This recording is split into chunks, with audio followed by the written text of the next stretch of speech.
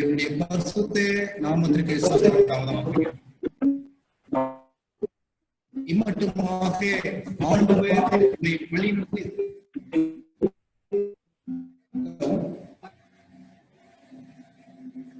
தேவனுடைய பரிசுத்த நாமத்திற்கு கனமும் மகிமையும் ஸ்தோத்திரமும் உண்டாவதாக. இம்மட்டுமாக நம்மை பாதுகாத்து வழிநடத்துகிறது இனியும் பாதுகாத்து வழிநடத்த இந்த காலங்களிலே நாம் ஆண்டுடைய இரக்கம், கிருபை, தயவை வேண்டி காத்திருக்கிறோம்.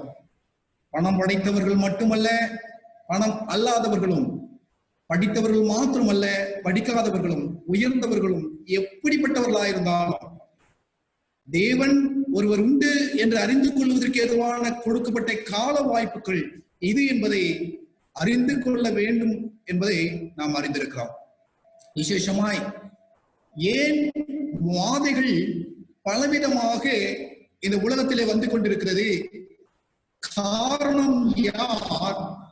அந்த காரணம் யார்? அவர் செய்வதற்கு என்ன காரணம்? உடன்படிக்கைகளை மீறுகின்ற பொழுது, தேவனுடைய பிரமாணத்திற்கு விரோதமாய் நடக்கின்ற பொழுது, மனதார பாவத்தை செய்கின்ற பொழுது, சுயநலத்தோடு கூட வாழ்கின்ற பொழுது என்ன நடக்கும் என்பதை நாம் பார்த்திருக்கிறோம். கடந்த முறை கூட நாம் இயற்கையில ஏற்படுகின்ற அநேக நிகழ்வுகளை நாம் பார்த்திருக்கிறோம்.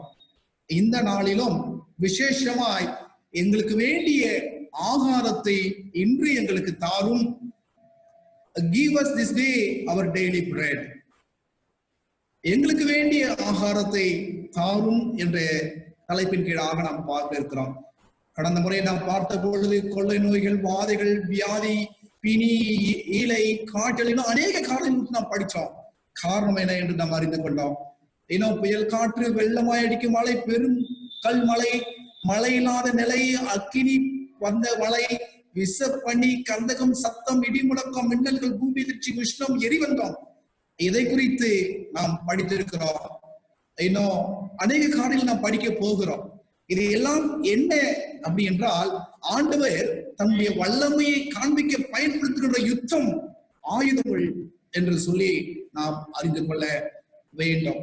இந்த பிரபஞ்சத்தில் நடக்கிற ஒவ்வொரு காரியத்தை பார்க்கின்ற பொழுது வானத்தில் தோன்றுகின்ற பயங்கரமான தோற்றங்கள், பெரிய அடையாளங்கள், பட்டயம், நியாய தண்டனை, வாழ்க்கடிப்பு, சங்காரம், துஷ்ட மிருகங்கள், அநேக வாதைகள் வருவதற்கு காரணத்தை நாம் படித்துக் கொண்டிருக்கிறோம்.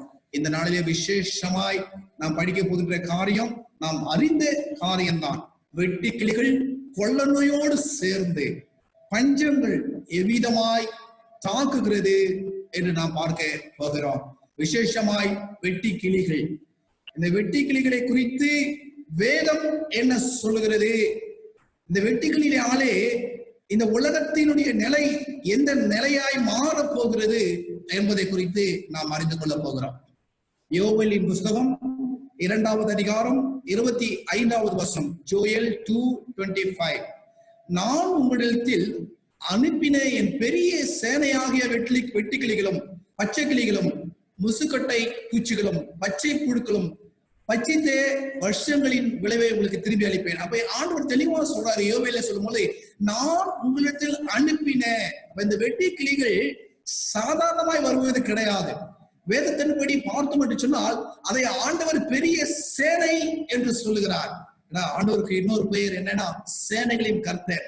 அவருக்கு தூத சேனை மாத்திரமல்ல, மனித சேனை மாத்திரமல்ல, நீதிமானுடைய சேனை மாத்திரமல்ல, அவருக்கு வெட்டி கிளிகள் சேனையாக ஆண்டவர் சொல்வதை கேட்பதற்கு பயன்படுகிறது என்பதை நாம் புரிந்து கொள்ள வேண்டும். எனவே தான் ஆண்டவர் வெட்டி கிளிகளை பெரிய சேனையாகிய வெட்டி கிளிகள் என்று சொல்வதை நாம் பார்க்க முடியும். அது நீதிமொழியின் புஸ்தகத்திலே நாம் வாசிப்போம் என்று சொன்னால் 30:27, Proverbs 30:27. ராஜா இல்லாதிருந்தும் பவுஞ்சியாய் புறப்படுகின்ற வெட்டி கிளிகளோ. அப்ப இது எப்படி புறப்படுகிறது? இது தனியாய் போவது கிடையாது.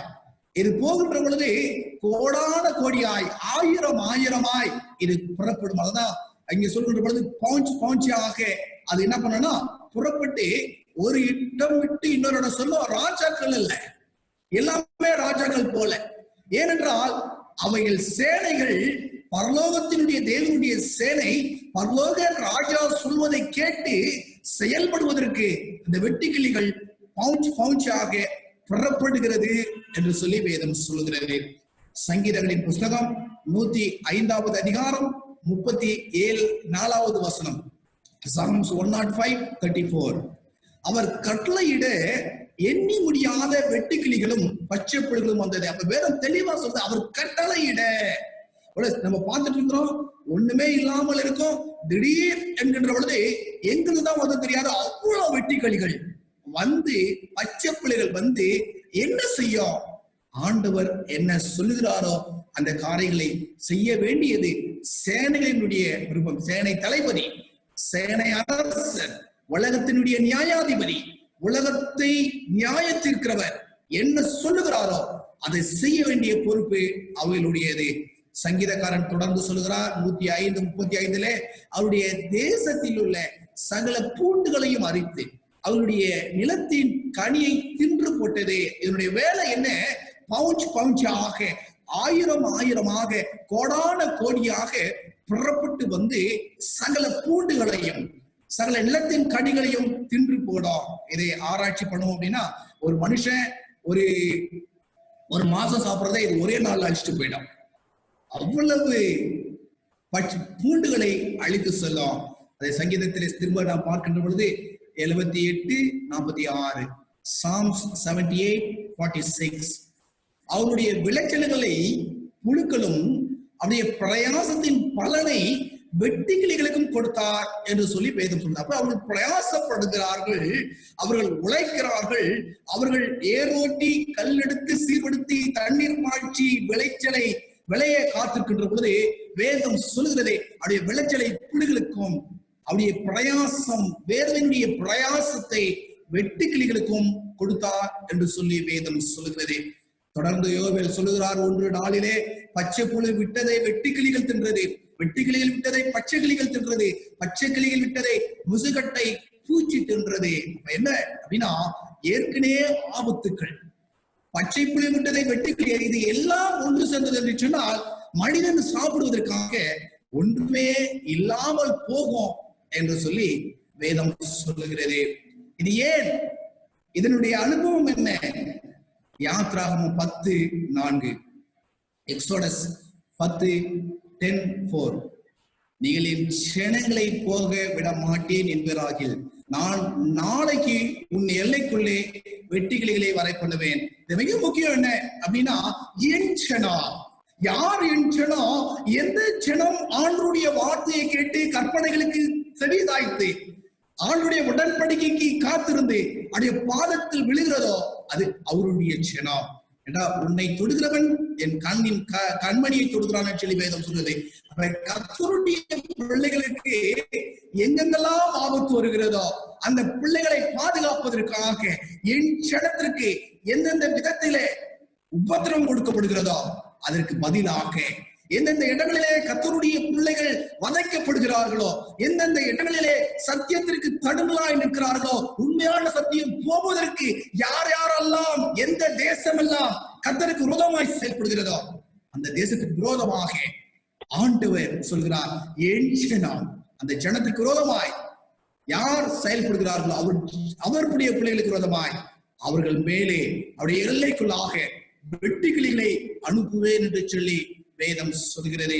யாத்ராகமம் 10வது அதிகாரம் 13வது வசனம், எக்ஸோடஸ் 10:13. அப்படியே மோசே தன் கோலை எகிப்து தேசம் முழுவதுமாக நீட்டினான். அப்பொழுது கர்த்தர் அன்று பகல் முழுவதும் அன்று இரவு முழுவதும் கீழ்காற்றை தேசத்தின் மேல் வீச பண்ணினார். விடிய காலத்திலே கீழ்காற்றை வெட்டுக்கிளிகளை கொண்டு வந்தது. அப்ப வேதம் தெளிவாய் சொல்கிறது, எகிப்து தேசம் கர்த்தருடைய பிள்ளைகளுக்கு விரோதமாய், கர்த்தருடைய தேவனுடைய பிள்ளைகளுக்கு ஊழியக்காரர்களுக்கு விரோதமாய், அது மாத்திரமல்ல யார் தேவன் என்று தேவனுக்கு விரோதமாய் செயல்பட்டதினாலே ஆண்டவர் இந்த வெட்டுக்கிளிகளை கொண்டு வந்தார். நீங்க யோசித்து பார்க்கலாம். ஆண்டவர் எகிப்திற்கு தருணத்தை கொடுக்கலையா? ஆண்டவர் எகிப்துக்கு இரக்கத்தை காண்பிக்கலையா? அன்பை காமிக்கலையா? அவர் எகிப்துக்கு தேவன் அல்லவா என்று கேள்விகளை கேட்கலாம்.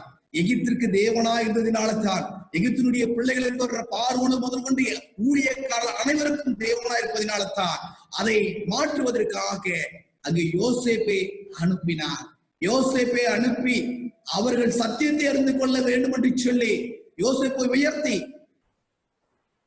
தீர்க்க தரிசனத்தை சொல்வதற்கு உள்ள ஒரே தேவன், பஞ்சத்திலிருந்து காப்பாற்ற ஒரே தேவன் அவர்தான் என்று சொல்லி அவர்களுக்கு வாய்ப்பை கொடுத்தார். அந்த வாய்ப்பை அவர்கள் தவற விட்டதினாலே ஆண்டவர் தவற விட்டது மாத்திரமல்ல, அப்படிப்பட்ட உன்னதமான தேவனுடைய ஜனத்திற்கு விரோதமாக எழுந்து நின்றதினாலே ஆண்டவர் விட்டியே காலத்தினுடைய கீழ்காற்றை அனுப்பி வெட்டுகளிலே கொண்டு வந்தார் என்று சொல்வதை. கீழ்காற்று என்றால் கிழக்கு தேசத்தில் ஈஸ்ட் விண்டு. அந்த ஈஸ்ட் விண்டு என்ன கொண்டு வரும் அப்படின்னு சொன்னா வெட்டுக்கிளிகளை கொண்டு வரும் என்று சொல்லி நாம் பார்க்கிறோம். அந்த ஈஸ்டை பத்தி நம்ம இன்னொரு நாளைக்கு நம்ம என்ன பண்ணலாம், படித்துக்கலாம். அந்த ஈஸ்ட், இந்த கிழக்கு எவ்வளவு முக்கியமா இருக்கிறது வேதத்தில் என்பதை எக்ஸோடஸ் 10:14 யாத்ராகமம் 10:14 வெட்டு கிளிகள் எகிப்து தேசம் முழு எங்கும் பரவி எகிப்தின் எல்லையில் எங்கும் மிகுந்த ஏராளமாய் இறங்கிற்று. அப்படிப்பட்ட வெட்டு கிளிகள் அதற்கு முன்னும் இருந்ததில்லை, அதற்கு பின்னும் இருப்பதும் இல்லை. அப்ப கொஞ்சம் யோசித்து பாருங்களேன். இந்த நாளிலே நாம் பார்க்கிறோம், ஆனால் அந்த நாளிலே இருந்த வெட்டு கிளிகள் மனிதர் மேலும் ஆகாரத்தின் மேலும் இல்லங்களிலும் எங்கு சென்றாலும் வெட்டுக்கிளிகள் அலைந்து கொண்டிருந்ததை நாம் பார்க்க முடியும். ஏன்? தேவனுக்கு விரோதமாய் போகிறதுனால. எனவே தான் உபாகம புஸ்தகம் 28:38 Deuteronomy 28:38 மிகுந்த விதை வயலுக்கு கொண்டு போவாய், கொஞ்சமாய் இருப்பாய், வெட்டுக்கிளி அதை பட்சித்து போடும். வேதம் தெளிவா சொல்லுது என்ன அப்படின்னா, நிறைய கொண்டு போவேன், ஆனா அறுக்கிறது கொஞ்சமா இருக்கும். ஏன் அப்படின்னா பவுஞ்சாக தேவனுடைய சிலையாகிய வெட்டுக்கிளிகள் வரும். காரணம் என்ன? இதுக்கு காரணம் என்ன? உபாகமம் தெளிவாய் சொல்கிறது. உபாகமம் 23:8 அதிகாரம் முழுவதுமாய் ஆசீர்வாதம் சாபத்தையும் முன்பாக வைக்கிறேன், தேவனுடைய பிரமாணத்தையும் முன்பாக வைக்கிறேன். தேவனுடைய பிரமாணத்துக்கு உதவாய் நீ செயல்படுகின்ற பொழுது அது தேசமாய் இருக்கட்டும், அது கூட்டமாய் இருக்கட்டும், அது ஜனங்களாய் இருக்கட்டும், யாராய் இருந்தாலும் ஆண்டவர் தன்னுடைய சேனையின் மூலமாக வெட்டுக்கிளிகளை அனுப்பி அவர்களுடைய விளைச்சலை மாற்றுகிறார், அவருடைய அறுப்பை கொஞ்சமாக்குகிறார், இதன் மூலமாக பெரிய ஆபத்தை கொண்டு வருகிறார் என்று சொல்லி வேதம் சொல்லுகிறது. நம்ம பார்க்கிறோம், யுனைடெட் நேஷன்ஸ், எந்த தேசத்தினுடைய எல்லா தேசங்களும் ஒன்றிணைந்து என்ன செய்வது என்ற அநேக காரியங்களை குறித்து பேசுவார்கள். இதற்கு முன்பாக மாத்திரம் குளோபல் வார்மிங், இந்த உலகம் வெப்பமடைந்து கொண்டிருக்கிறது, என்ன செய்யணும் என்று சொல்லி பேசிக் கொண்டிருந்தேன். இந்த யுனைடெட் நேஷன்ஸ் எல்லாம் ஒன்று சேர்ந்து, இணைக்கப்பட்ட தேசங்கள் ஒன்று சேர்ந்து இப்பொழுது இந்த வெட்டுக்கிளிகளுக்கு என்ன செய்வோம் என்று சொல்லி அவர்கள் பேசிக் கொண்டிருக்கிறார்கள். ஏன் அப்படின்னா, இங்க நீங்க படத்தை பாத்தீங்க அப்படின்னு சொன்னா, இந்த வெட்டுக்கிளிகள் அந்த ஆப்பிரிக்க தேசம், அந்த அரேபிய தேசம், இந்திய தேசம் எல்லாவற்றையும் பாழாக்கி கொண்டு வருகிறது. லட்சமாய் கோடான கோடியாய் அழித்து கொண்டிருப்பதை நாம் பார்க்க முடியும். நாங்க இந்த மேப்ல நான் உங்களுக்கு காமிச்சிருக்கிறேன். ஆப்பிரிக்க தேசங்கள், எகிப்து தேசங்கள், அரபு தேசங்கள், இன்னும் இந்திய தேசம் சேர்ந்து இந்த வெட்டுக்கிளிகளினாலே பாதிக்கப்படுவதாக இந்த யுனைடெட் நேஷன் சொல்கிறது. அது மாத்திரமல்ல, இந்தியாவில நாம் தெளிவாய் பார்க்கிறோம். இங்கே நாம் பார்க்கும் ஆளில்லா விமானங்கள் சுற்றி கொண்டிருக்கிறது. இதுக்கு முன்னாடி ஆளில்லா விமானங்கள் என்ன அப்படின்னா தமிழ்நாட்டுல பயன்படுத்துகிறார்கள். இந்த கொரோனாவுல வெளியே வராதீங்கன்னு சொன்னா கேட்க மாட்டாங்க. அவங்களை கண்டுபிடிச்சு அவங்களை போட்டோ எடுத்து அவங்களை தண்டிக்கணும் அப்படின்றதுக்காக ஆளில்லா விமானங்களை தமிழ்நாட்டுல சென்னையிலும், மதுரையிலும், இன்னும் திருநெல்வேலியிலும், இன்னும் அநேக இடங்களிலே, திருச்சியிலும் இந்த விமானங்களை விட்டாங்க. ஆனா இப்ப இந்த ஆளில்லா விமானங்களை இந்தியா பயன்படுத்தி, ஏன் தெரியுங்களா? திரளாய் பவுஞ்சாய் வருகின்ற இந்த வெட்டுக்கிளிகளை எவ்விதமாய் அழிக்க வேண்டும் என்பதற்காக இந்த ஆளில்லா விமானங்களை பயன்படுத்துகிறார்கள். அதன் மூலமாய் இங்க லாக்டவுன் சமயத்துல, இப்படிப்பட்ட பிரச்சனையினுடைய சமயத்துல டெல்லியில இந்த வெட்டுக்கிளிகள் பெரிய அழிவை உண்டாக்குறார். ராஜஸ்தான்ல, இன்னும் பஞ்சாப்ல, இன்னும் பெரிய அழிவுகளை இவைகள் ஏற்படுத்தி கொண்டிருக்கிறது. இன்னும் தமிழ்நாட்டுல கூட பெரிய அழிவுகள். நம்ம நினைக்கிறோம் உலகத்துல தான் அப்படி நினைக்கிறோம், இல்ல, தமிழ்நாட்டிலையும் அநேக செய்திகள் மூலமாய் வந்திருக்கிறது, அநேக வெட்டுக்கிளிகள் வந்திருக்கிறது. நாங்கள் ஆகாரத்திற்கே நாங்கள் கவலைப்பட்டிருக்கிறோம், விதைகளுக்கு நாங்கள் கவலைப்பட்டிருக்கிறோம். இப்பொழுது எல்லாமே இழுத்து மூடப்பட்டிருக்கிறது. இதோடு கூட பிரச்சனை மேல் பிரச்சனையாய் இந்த வெட்டுக்கிளிகளை நாங்கள் என்ன செய்வோம் என்று தெரியாமல் தவித்துக் கொண்டிருக்கிறது உலக நாடுகள். நிச்சயமா இங்க ஒரு படம் காமிச்சிருக்கிறேன். இங்க பாத்தீங்க அப்படின்னு சொன்னா இது இந்த வெட்டுக்கிளிகள் எப்படி டிராவல் பண்ணுது அப்படின்ற ஒரு படங்கள் உங்களுக்கு நான் காமிச்சு இருக்கிறேன். இந்த படங்கள் அப்படின்னா ஆப்பிரிக்கா தேசத்துல தொடங்கி அப்படியே ஒவ்வொரு நாடாக எகிப்திலிருந்து சுல்தான், கெனியா, சோமாலியா, எத்தோப்பியா, இன்னும் ஈஜிப்ட், கார்கோ, Jordan, Saudi Arabia, Yemen, Oman, அப்படியே Iraq, Iran, Pakistan, Afghanistan, India. அது மாத்திரம் இல்ல, அப்படியே இந்தியால டிராவல் ஆகிட்டே வருது. மகாராஷ்டிராவில இருந்து கர்நாடகா, கேரளா, தமிழ்நாடு, அப்படியே ஆந்திரா, தெலுங்கானா, ஒவ்வொரு பகுதியாக இந்த வெட்டுக்கிளிகள் டிராவல் பண்ணிக்கிட்டே இருக்கு. அவள் வருகின்ற பொழுது என்ன ஆகும்? ஆயிரமாய் லட்சமாய் வரும். அது ஒன்று மேல அந்த விளைச்சல் மேல உட்கார்ந்தா அப்படியே அழுகி போயிடும். ஏற்கனவே லாக்டவுன்ல வேதனை, பசி, பட்டினி, ஆகாரம் இல்லை. இப்ப வரப்போகிற காலங்களிலே இன்னும் எவ்விதமாய் பஞ்சம் வரும் அப்படின்னு சொல்வதற்கு வழி இல்லை. ஏன்னா அவ்வளவு போராட்டம், இப்பயே நிறைய போராட்டங்கள் இந்த உலகம் சந்தித்துக் கொண்டிருக்கு. என் தேவனுடைய பிள்ளைய நாம் செய்ய வேண்டிய காரியம் என்ன? எங்களுக்கு வேண்டிய ஆகாரத்தை இன்று எங்களுக்கு தார்.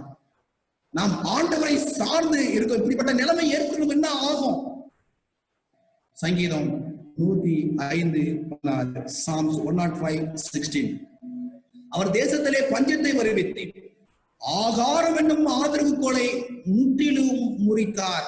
அப்ப நம்ம யோசிக்கிறது, கொள்ள நோய் வர்றதுக்கு காரணம் என்ன? அதன் மூலமாய் பஞ்சம் இல்லைங்களா? வெட்டுக்கிளி வருவதற்கு காரணம் என்ன? இருந்த மீதி மிச்சத்தையும் கூட முழுமையாய் அளிப்பதற்கு அந்த வெட்டுக்கிளிகள். இதையெல்லாம் சேர்க்கின்ற பொழுது என்ன தேசம் என்ன ஆகும்? பஞ்சம் வர்றோம். பஞ்சம் ஏன்? தேசம் கர்த்தருடைய கற்பனையை மீறுகிறது, கர்த்தருடைய பிரமாணத்தை குறித்து கேள்வி கேட்கிறது. இன்னைக்கு இருக்கிற நியாய சங்கங்கள் எல்லாம் தேவனுடைய சட்டத்திற்கு விரோதமாய் சட்டங்களை ஏற்றுகிறது. தேசங்கள் தேவனுடைய பிரமாணம் வேண்டாம் என்று சொல்லிக் கொண்டிருக்கிறது. சேனைகளின் கர்த்தர் தன்னுடைய சேனையை அனுப்புகிறார். இன்னொரு ஆயுதம் தான் இந்த பஞ்சம். எசேக்கியேலினுடைய புஸ்தகம் 5வது அதிகாரம் 16வது வசனம். உங்களை அழிப்பதற்கு நான் அனுப்பும் அழிவுக்கு ஏதுவான பஞ்சத்தின் கொடிய அம்புகளை நான் அவர்களுக்குள்ளாக எய்யும் பொழுது நான் பஞ்சத்தை உங்கள் மேல் அதிகரிக்கப்படி உங்கள் அப்பம் என்னும் ஆற்றுக்கொலை கொள்வேன். வேதம் தெளிவு சொல்லுது. நம்ம பயப்பட வேண்டிய அவசியம் இல்லை. இப்படி சொல்லிட்டா மற்றவர்கள் தப்பா நினைப்பாங்களா? கவலையே கிடையாது. என்கிட்ட அன்பு அன்பு அன்பு அன்பு சொல்லி காலங்கள் போதும். இப்பொழுது இறுதி காலத்துல இருக்கிறோம். ஆண்டுடைய வருகை இப்போ நாள் இருக்கும். இன்னும் அன்பு நேசிக்கிறார், பாசமா இருக்கிறார், ஆகாரம் தரார், உன்னுடைய எல்லாவற்றையும் ஆசீர்வதிப்பார், தண்ணீரை ஆசீர்வதிப்பார் சொல்ற காலம் இது இல்லைங்க. இப்ப சொல்ல வேண்டிய காலம்னா உங்களுக்கு ஆண்டவர் அழிவு அனுப்புவார். அழிவுக்கு எதுவான பஞ்சம் கொடி அம்புகளாய் வரும் என்று சொல்ல வேண்டிய காலங்க. இன்னும் எச்சரிக்கை அப்படின்னா ஜனங்கள் என்ன பண்றாங்கன்னா மோசமா போயிட்டு இருக்கிறாங்க. இன்னும் கவலை இல்லாமல் வாழ்றாங்க, ஏனோதானால் வாழ்றாங்க, சுயநலத்தோடு வாழ்றாங்க, எச்சரிப்போடு வாழ்ற எண்ணம் பிள்ளைகளுக்கு எல்லாம் பயமுட்டு போச்சு பிள்ளைகளுக்கு.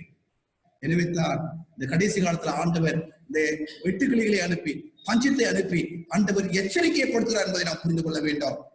எசேக்கியேலினுடைய புஸ்தகம் 14:13, எசேக்கியேல் 14:13.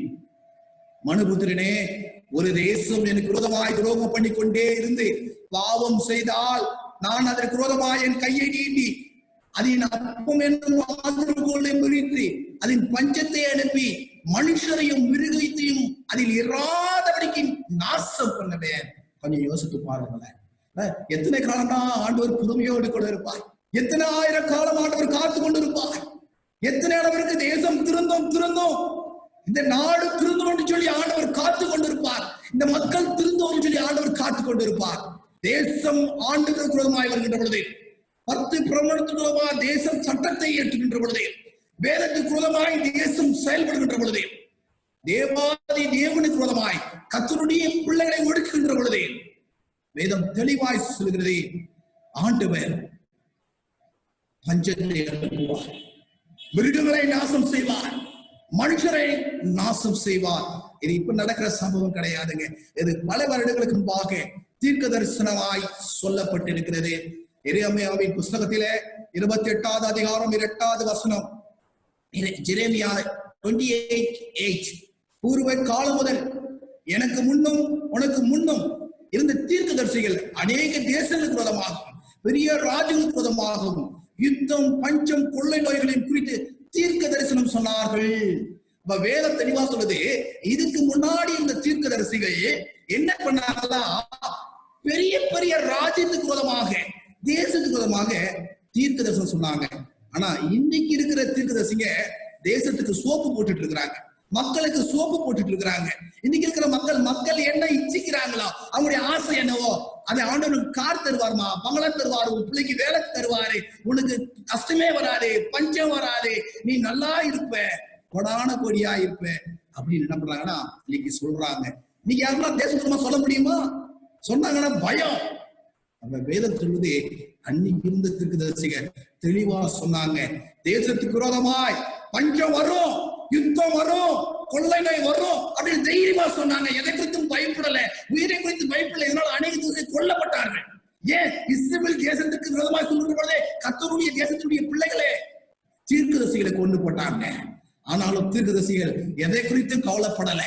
ஆண்டவர் சொல்வதே பெரிய ராஜ்யங்களுக்கு விரோதமாய், தேசத்துக்கு விரோதமாய் யுத்தம், பஞ்சம், கொள்ளை நோய் வரும் அப்படின்னு தீர்க்க சும்மா சொன்னாங்க. ஏண்டா இதுவரைக்கும் அன்பான ஆண்டவர் அன்பின் வார்த்தையை சொல்லாத கேட்காத பொழுது ஆண்டவர் அவருடைய நியாயம், தண்டனை அதை கொடுக்கணும் இல்லையா?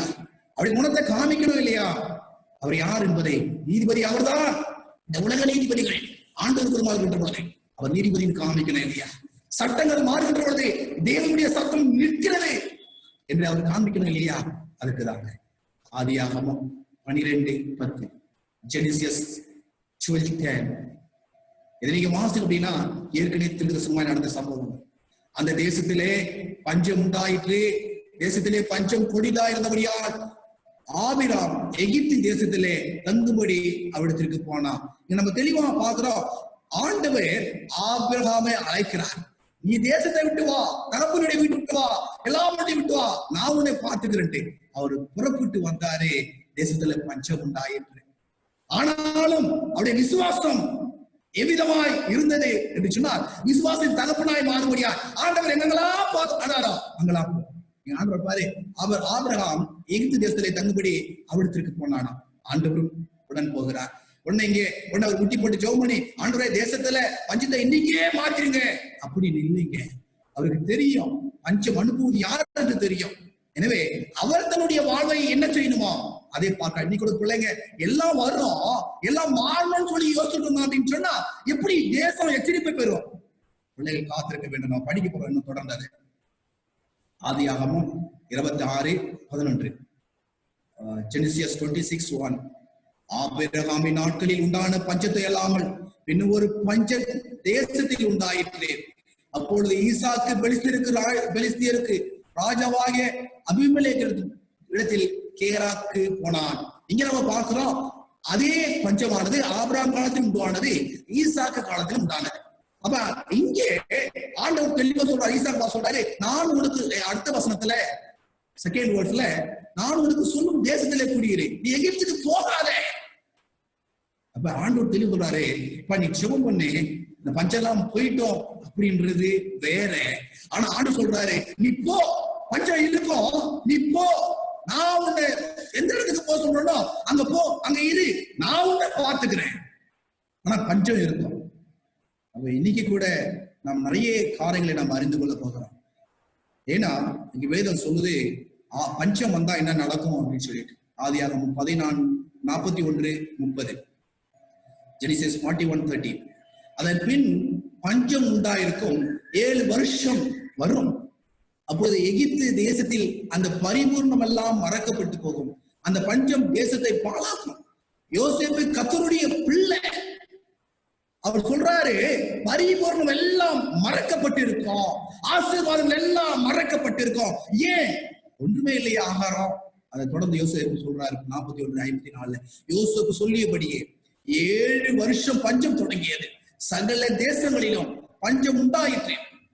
ஆனாலும் எகிப்து தேசம் ஆகாரம், இந்த பாட்டு தெளிவா சொல்றாரு, சகல தேசங்களிலும் பஞ்சம் தொடங்கும். இங்க பஞ்சம் நிறுத்துறது கிடையாது, பஞ்சத்தை எப்படி மேற்கொள்வது அதை அடுத்து சொல்றாரு 13வது வசனத்துல. பஞ்சம் மிகவும் கொடிதா இருந்தது, தேசமெங்கும் ஆகாரம் கிடையாமல் போயிற்று. எகிப்து தேசம் கானான் தேசமும் பஞ்சத்தினால் மெலிந்து போயிற்று. இங்க பார்த்தா பெயிண்டட் அப்படி இருக்கும், அப்படின்னா மயங்கி விழுந்தது. தேசம் மயங்கியது அல்லது மெலிந்து போனது, பலனற்றது. ஏன் அப்படின்னா 7 வருஷம் பஞ்சம். திரும்ப நம்ம பார்க்கிறோம் ரூத் புஸ்தகம் 1வது அதிகாரம் 1வது வசனத்துல, நியாயாதிபதிகள் விசாரித்து வரும் நாட்களில் தேசத்திலே பஞ்சம் உண்டாயிற்று. அப்பொழுது யூதாவில் உள்ள பெத்லகேம் ஊரானாகிய ஒரு மனுஷன் தன் மனைவியோடு தன் 2 குமாரோடு கூட மோவாப் தேசத்திலே போய் சஞ்சரித்தான். நியாயாதிபதிகள் நியாயம் விசாரிக்கின்ற அந்த காலத்திலே இஸ்ரவேல் தேசத்திலே பஞ்சம் உண்டானது. இந்த பஞ்சம் காரணமாக தேவனுடைய பிள்ளைகள் மோவாப்பிற்கு போகிறார்கள். ஒண்ணு தெளிவாக தெரிஞ்சுக்கணும், ஒரு பஞ்சம் நடக்கும் என்று சொன்னால் அந்த பஞ்சத்திற்கு பின்பாக காரணம் உண்டு. கர்த்தருடைய பிள்ளைகள் ஒவ்வொரு பஞ்சத்திற்கு முன்பாக ஒவ்வொரு காரணம் இருப்பதை மறந்துவிடக் கூடாது. ஆபிரகாம் காலத்திலே பஞ்சம் வந்தது, அவன் எகிப்து தேசத்திற்கு போனான். அங்கு அவன் யார் என்பதை பார்வோன் புரிந்து கொண்டான். அந்த சம்பவம் நீங்க வாசித்து பாருங்க. அதே போல ஈசாக்கு காலத்திலே பஞ்சம் உண்டானது. அந்த பஞ்சம் வந்த பொழுது அதன் பின்பாக அவன் போன இடம் என்ன நடந்தது, அந்த கேரா என்ற இடத்துல அதன் மூலமாய் தேவன் எப்படி மகிமைப்பட்டார் பின்னாடி படித்துக் கொள்வோம். அதே போல இங்கே யோசேப்பு காலத்திலே பஞ்சம் உண்டாயிற்று. அந்த எகிப்திலே அங்கு யோசேப்பு யார் என்பதை தேசம் அறிந்து கொள்ள வேண்டும் என்பதற்காக ஒரு பஞ்சம். அதே போல இஸ்ரவேலிலே ஒரு பஞ்சம் உண்டாயிற்று. இவர்கள் மோவாபுக்கு போனார்கள். மோவாபுக்கு போன மாத்திரத்திலே அங்கு ரூத் என்கின்ற ஒரு அருமையான ஒரு ஆத்துமா கிடைத்தது. இந்த ஆத்மாவுடைய வழியில் தானே உன் தேசம் என் தேசம், உன் தேவன் என் தேவன், நீ எங்கு போனாலும் உன்னை பின்பற்றுவேன் சொல்லி நகமையோடு கூட இணைந்து வந்தாலே அதுக்கு இந்த ஒரு பஞ்சம் காரணம் அல்லவா? இந்த ரூத்தை ஆண்டவர் கொண்டு வருவதற்காக ஆண்டவர் பஞ்சத்தை பயன்படுத்தி இருக்கலாம் அல்லவா? ஒவ்வொரு பஞ்சத்திற்கு முன்பாகவும் ஒவ்வொரு காரணம் இருக்கு. இந்த வம்சத்தில் தானே கிறிஸ்துவம் பிறந்தார் என்று நாம் பார்க்கிறோம். 2 சாமுவேலின் புஸ்தகம் 21வது அதிகாரம் 1வது வசனம். 2 சாமுவேல் 21:1. தாவீதின் நாட்களில் 3 வருஷம் ஓயா பஞ்சம் உண்டாயிற்று. இங்க என்ன பார்க்கிறோம் அப்படின்னா, தாவீதின் காலத்திலே ஓயாத பஞ்சம். தாவீது கர்த்தருடைய இதயத்துக்கு ஏற்றவர். உடனே ஜெபம் பண்ணி சரியாயிக்கலாம் நம்ம சொல்லுவோம். இந்த காலத்துல இருக்கிற ஊழியர்கள் அப்படியே சொல்லிட்டு இருக்காங்க, தீர்க்கதரிசிகள் நாளைக்கு சரியாயிடும், இப்படி ஆயிடும், உபவாச மீட்டிங் போடுவோம், அப்படி போடுவோம், இப்படி போடுவோம் அப்படின்னு என்னென்னமோ சொல்லிக்கிறாங்க. ஆனா வேற சொல்லுது தாவீது அப்படி ஒண்ணும் பண்ணல. ஏன்னா அனுப்புறது ஆண்டவர். ஓயாத பஞ்சம் இருக்கும். இதுல எப்படி தன்னை பாதுகாத்துக்கணும், தன் குடும்பத்தை பாதுகாத்துக்கணும், எப்படி எச்சரிப்பா எடுத்துக்கிட்டு எப்படி கற்றுக்குள்ள வரணும். சொன்ன ஒவ்வொரு பஞ்சத்திற்கும் ஒவ்வொரு காரணம் உண்டு. அந்த காரணம் மாறாமல் ஆண்டவர் பஞ்சத்தை மாற்றணும் அப்படின்னு எதிர்பார்க்கிறது முட்டாள்தனம் என்பதை நாம் அறிந்து கொள்ள வேண்டும். 1 ராஜாக்களின் புஸ்தகம் 18:2. 1 Kings 18:2. அப்பொழுது எலியா ஆகாபுக்கு தன்னை காண்பிக்க போனான். பஞ்சமோவெனில் சமாரியாவில் கொடியா இருந்தது. நீங்க என்ன நடக்குதா, எலியா தன்னை போய் காமிக்க போறான். என்ன நடக்கு அப்படின்னா, தேசம் கத்தரை விட்டு வெளியே போயிடுச்சு. அவர் காமிக்கும் போது சமுத்திரம் வாசிக்கலாம் பாருங்க. 1 ராஜாக்கள் 18:17. ஆகாப் எலியாவை கண்ட பொழுது ஆகாப் அவனை நோக்கி, இஸ்ரவேலை கலங்க பண்ணுகிறான் நீ அல்லவா என்றான். அப்ப தெளிவா யோசித்து பாருங்க, யார் இஸ்ரவேலை கலங்க பண்றது? இந்த ஆகாபினுடைய 3.5 வருஷம் பஞ்சம், கொடிய எச்சரிக்கை. தேவன் நேரடியாய் செயல்படுறாரு. இந்த காரியத்துல தன்னை மாற்றிக்கொள்வதற்கு பதிலாக, தன் மனைவியை மாற்றிக்கொள்வதற்கு பதிலாக, எசபலை மாற்றிக்கொள்வதற்கு பதிலாக, விக்கிர காரியங்களை மாற்றிக்கொள்வதற்கு பதிலாக அவன் கோபம் யார் மேல? கர்த்தருடைய ஊழியக்காரனாகிய எலியாவின் மேல. இன்னைக்கு கூட நிறைய பிள்ளைங்க எச்சரிப்பை கொடுக்கின்ற பொழுது எந்த ஊழியக்காரன் எச்சரிப்பை கொடுக்கிறானோ அவன் மேல கோபப்படுற காலம் இந்த காலம். யாரு கர்த்தருடைய வசனத்தை சொல்றாங்களோ, எந்த கேட்கிற பிள்ளைகளுக்கு அது ஏதுவா இல்லைன்னா எதிரா இருக்கும் அப்படின்னா அந்த ஊழியக்காரன் மேல கோவப்படுகிறது. ஆனா வேதம் தெளிவா சொல்லுகிறது. இங்க ஆகாப் தான் பண்ணாரு. என்ன காரணம்? என்ன அந்த காரணத்தை பார்த்து தன்னை மாற்றுவதற்கு பதிலாக ஊழியக்காரனுடைய எதிராக செயல்படுறார். அப்ப ஊழியக்காரர் தைரியமா சொன்னார் 18ஆம் வசனத்துல, அதற்கு அவன், இஸ்ரவேலை கலங்க பண்ணுகிறது நான் அல்ல, கர்த்தரின் கட்டளைகளை விட்டு பாகாலை பின்பற்றினதனால் நீரும் உங்களுடைய தகப்பன் வீட்டாரும் இஸ்ரவேலை கலங்க பண்ணுகிறீர்கள். அப்ப காரணம் என்ன? பஞ்சத்திற்கு 3.5 வருஷம் பஞ்சத்திற்கு காரணம் என்ன? ஆகாப் ராஜா, அவருடைய குடும்பம், அதை பின்பற்றின பிள்ளைகள் இஸ்ரவேலர்கள். ஏன்? ஆண்டவர் கொடுத்த உயிரான கட்டளையை, ஆதாரமான கட்டளையை, தேனிலும் தெளிதேனிலும் மதுரமான பிரமாணங்களை உதறி தண்ணிய பொழுது 3.5 வருஷம் பஞ்சத்தை உருவாக்கினார். அந்த பஞ்சத்தினுடைய முடிவில் நம்ம பார்க்கிறோம், 2 சிந்தைகளால இருந்த மக்கள் எம்மட்டுமாய் 2 நிமிடங்களாலே குந்தி நடப்பீர்கள் என்ற அந்த மக்கள், யெகோவா தெய்வமானால் அவரை வணங்குங்கள் என்ற அந்த காரணத்தின் மூலமாய் அவர்கள் யெகோவா உண்மை என்று அறிந்து கொண்டார்கள். ஒவ்வொரு பஞ்சமும் ஒவ்வொன்றை கொண்டு வரும். இங்க ஏசாயா சொல்றாரு, யாரை கொண்டு உனக்கு ஆறுதல் செய்வது? 2 ராஜாக்கள் 6:24. இதற்கு பின்பு சீரியாவின் ராஜாவாகிய பெலர் தன் ராணுவங்கள் எல்லாம் கூட்டிக் கொண்டு வந்து சமாரியாவை முற்றுகை போட்டான். என்ன நடக்கு அப்படின்னா, பஞ்சம், பெரிய பஞ்சம் நடக்கு. காரணம் என்ன? சீரிய ராஜா முற்றுகை போட்டிருக்கிறான். யாரும் வெளியே வர முடியாது, எதை வாங்கவும் கொள்ளவும் முடியாது. இவ்வளவு இந்த யுத்தம் என்ற தலைப்புல நம்ம அதிகமா படிப்போம். அப்படி நிலம் நடக்கின்ற பொழுது என்ன நடக்கும்? இருக்கிற ஆகாரம் எல்லாம் முடிஞ்ச உடனே பஞ்சம் நடக்கும். இதுதான் 2 ராஜாக்கள் 6:25, 2 Kings 6:25. அதனாலே சமாரியாவிலே கொடிய பஞ்சம் உண்டாயிற்று. ஒரு கழுதை தலை 80 வெள்ளி காசுக்கும், புறாக்களுக்கு போராடுகின்ற கார்படி பயிர் 5 வெள்ளி காசுக்கும் விற்கப்படும் என்று அதை முற்றுகை போட்டார்கள். அப்ப எப்படி அப்படின்னா, ஒரு கழுதை தலை 80 வெள்ளி காசு. நீ கொஞ்சம் யோசித்து பாருங்க என் அன்பு பிள்ளைகளை. கழுதைய சாப்பிடக்கூடாது, சுத்தமான அனிமல் கிடையாது, அசுத்தமான ஒரு மிருகம். ஆனா அசுத்தமான மிருகத்தை கூட அவர்களுக்கு சாப்பிட கிடைக்கல, சாப்பிடக்கூடாது. அந்த அளவுக்கு பஞ்சம் மோசமாய் போனது. ஒரு தலை 80 வெள்ளி காசு. கிறிஸ்துவ கூட 30 வெள்ளி காசு தான். கிறிஸ்துவே இந்த உலகத்தின் ரட்சகருக்கே 30 வெள்ளி காசு கொடுத்தாங்க. ஆனா அப்படி பாத்துங்க, அந்த பஞ்சம் எவ்வளவு குடிலா இருந்தா அந்த பஞ்சத்துல நாங்க பொழைச்சுக்கிறோம் அப்படின்றதுக்காக கழுதைக்கு 80 வெள்ளி தலைக்கு மாத்திரம். பஞ்சம் ரொம்ப அதிகமா இருந்தது. காரணம் பிரமாணத்தை விட்டு விலகுவதற்காக. 2வது ராஜாக்கள் 6:26, 2 Kings 6:26. இஸ்ரவேலின் ராஜா அலங்கத்தின் மேல் நடந்து போகையில் ஒரு ஸ்திரீயை அவனை பார்த்து கூப்பிட்டு, ராஜாவாகிய ஆண்டவனே ரட்சியும். அப்ப பஞ்சம், தேசம் முழுவதும் பஞ்சம், வருஷமாக பஞ்சம். காலம் முடிஞ்சு எலிசாவினுடைய காலம் இது. அவர் ராஜாவுக்கு என்ன பண்ண தெரியல, அவர் அலை மோதி கொண்டிருக்கிறார், செத்துக் கொண்டிருக்கிறார். ஒரு ஸ்திரீ என்ன பண்றாருன்னா அந்த ராஜாவை பார்த்து கேட்கிறார். அப்ப அந்த ராஜா சொல்றாரு, அதற்கு அவன், கர்த்தர் உன்னை ரட்சிக்காது இருந்தால் நான் எதிலிருந்து எடுத்து உனக்கு ரட்சிக்கலாம்? களஞ்சியத்திலிருந்தோ ஆலையிலிருந்தா உனக்கு ரட்சிப்பை கொடுக்கல அப்படின்னா நான் என்ன பண்ண முடியும்? என் அன்பு பிள்ளைகளை, ஆண்டவர் மட்டும்தான் ரட்சிப்பு. அரசாங்கம் கிடையாது, தேசம் இல்ல. இந்த தேசம் முழுதும் நவம்பர் வரைக்கும் இலவச ரேஷன்ல கொடுக்குறாங்க, இல்ல அடுத்த வருஷம் வரைக்கும் கொடுக்குறாங்க. எது கொடுத்தாலும் இது கண்டினியூ பண்ண போறது கிடையாது. தேவாதி தேவனை விட்டா பஞ்சத்துக்கு அடுத்த ரட்சிப்புக்கு வழிபடுத்த இந்த உலகத்துல ஒரு கவர்மெண்ட் முடியாது. அதான் வேதம் சொல்லிட்டு இருக்கு. நான் எங்க போவேன்? களஞ்சத்துல இருந்தா தானே கொடுக்க, அகைப்பில் இருந்தா தான், இது பானையில இருந்தா தானே அகைப்பில வரும். என்ன செய்ய? 2 ராஜாக்கள் 6:28 தொடர்ந்து நம்ம பார்க்கணும். 2 Kings 6:28.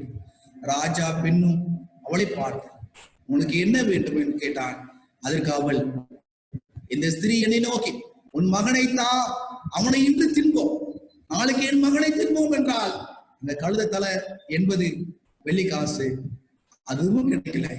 இங்க என்ன நடக்கு அப்படின்னா, 2 ஸ்திரீகள் ஒன்று சேர்ந்து தன்னுடைய பிள்ளைகளை வெட்டி தின்கிறார். முதல் நாள் ஒரு குழந்தை வெட்டி இருவரும் உண்டு விட்டார். இரண்டாவது நாள் அப்படியே என் மகனை ஆக்கி தின்றோம். மறுநாளில் நான் இவளை நோக்கி, நான் உன் மகனை தின்னேன், அவனை தா என்றேன். அவள் தன் மகனை ஒழித்து விட்டாள் என்று சொல்ல பாருங்க. பஞ்சத்தினுடைய கொடியில பாருங்க. பஞ்சங்கள் தேசத்துல வரும், வராம போக போறது கிடையாது. ஏண்டா இது ஆண்டுடைய ஆயுதம் அல்லவா? பஞ்சங்கள் வரும், தேசங்கள் கர்த்தருக்கு விரோதமாய் போகின்ற பொழுது இன்னும் கொடிய பஞ்சங்கள் வரும் என்று வேதம் சொல்கிறது. என்ன நடக்க ராஜா சொல்றாரு பாருங்க. 6:13 செகண்ட் கிங்ஸ். அந்த ஸ்திரீயின் வார்த்தையை ராஜா கேட்டவுடனே அலங்கத்தின் மேல் நடந்து போகிற அவன் தன் வஸ்திரங்களை கழித்துக் கொண்டான். அவன் உள்ளே சரித்து சரீரத்தின் மேல் இருட்டி உடுத்தி இருக்கிறதை சேனங்கள் கண்டார்கள். அவன் என்ன பண்ணானா, என் தேசத்துல இப்படிப்பட்ட ஒரு நிலைமையா அப்படின்னு என்ன பண்ணான்னா, தன்னுடைய வஸ்திரத்தை கழித்தாரு, ரெட்டு உடுத்தி சாம்பல்ல உட்கார்ந்தாரு. ஆனாலும் அவருடைய எண்ணத்தை பாருங்க. அதை அடுத்த வசனம் சொல்றது 31ஆம் வசனம், செகண்ட் கிங்ஸ் 6:31. அவன் சாபாத்தின் குமாரனாகி எலிசாவின் தலை இன்றைக்கு அவன் மேல் இருந்தால் தேவன் அதற்கு சரியாகும், அதற்கு அதிகமாகும், எனக்கு செய்ய கணவர் என்று சொன்னார். அப்படியே கொஞ்சம் யோசித்து பாருங்க.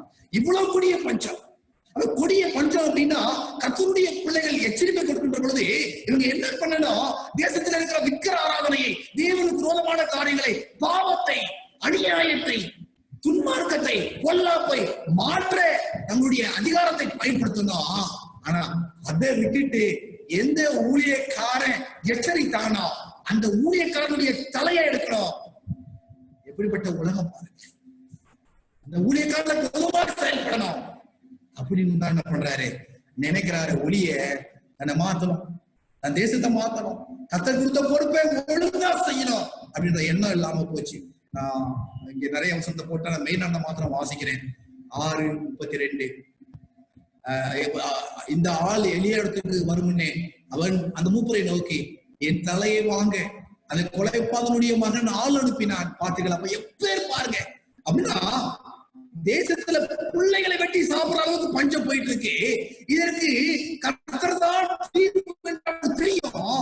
ஆனாலும் தன்னை மாற்றுவதற்கு பதிலாக கர்த்தருடைய ஊழியக்காரர், அதாவது கர்த்தருடைய சொல்றாங்க, கொலை பாதகன், மனம் திருந்தாத கொலை பாதகன் என் தலையே வாங்கிறதுக்கு ஆள் அனுப்புறான்.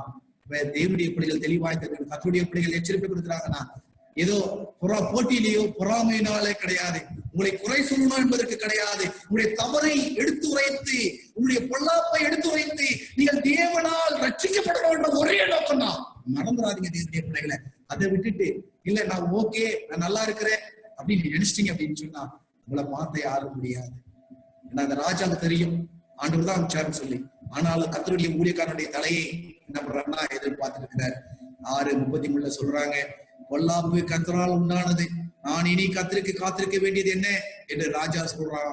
அப்ப என்ன சொல்றான்னா, கர்த்தருடைய ஊழியக்காரன் தலையெடுக்கணும், அப்புறம் நான் இது இனிமேட்டு அதுக்கு கர்த்தருக்கு காத்திருக்கணும், இது கர்த்தரால் உண்டானது, இவ்வளவு பஞ்சம் ஆயிடுச்சு, இனிமேட்டு அந்த ஆண்டவரை வணங்கி என்ன பிரயோஜனம் பாருங்க. ஜனம் இன்னும் இதை விட ஒண்ணு மோசமா. கர்த்தருடைய தேசம் எப்படி அப்படின்னா, கர்த்தரால் ஏற்படுத்தப்பட்ட ராஜாவை எப்படி அப்படின்னா, மற்ற தேசங்கள் என்னவாகும், மற்ற உலகம் என்ன ஆகும், மற்ற நாடுகள் என்ன ஆகும், புறஜாதியுடைய தேசம் என்னவாகும். என்னுடைய பிள்ளைய கவனமா இருப்போம். Second Kings 8:1. எலிசா தான் உயிர்ப்பித்த பிள்ளையின் தாயாகிய ஸ்திரியை நோக்கி, நீ உன் வீட்டாரோடு கூட எழுந்து புறப்பட்டு போய் எங்கேயாகிலும் சஞ்சரி, கர்த்தர் பஞ்சத்தை வர்ஷிப்பார், அது 7 வருஷம் தேசத்தில் இருக்கும் என்று சொல்லியிருந்தான். அப்ப தெளிவா யோசிச்சு பாருங்க. கர்த்தருடைய பிள்ளைங்க நீங்க ஜெபம் பண்ணுங்க பஞ்சம் போயிடும் அப்படின்னு எலியாவும் சொல்லல, எலிசாவும் சொல்லல, அல்லது யோசேப்பும் சொல்லல, அல்லது ஏசாயாவும் சொல்லல, எரேமியாவும் சொல்லல. ஆனா இன்னைக்கு இருக்கிற மக்கள் என்ன பண்றாங்கன்னா கொள்ளை நோய் போகணுமா, ஒரு உபவாச கூட்டமை, ஒரு பிரேயர் பண்ணி எல்லாம் போயிடும். ஏமாத்துறாங்க. இது இந்த டைம் சரியான டைமுங்க. மக்களுடைய பாவத்தை இதயத்திலிருந்து கிழித்து தூர போடுறதுக்கு, அப்படியே உள்ளங்களை கிழிக்கிறதுக்கு, அவருடைய இதயத்தை கிழிப்பதற்கு, அவருடைய சரீரத்தை கிழித்து அவருடைய பாவத்தை வெளியெடுப்பதற்கு, எச்சரிப்பை கொடுப்பதற்கு, அவருடைய துன்பங்களை தலையில சமட்டி வச்சு அடிக்கிறதுக்கு இது சரியான நேரம்.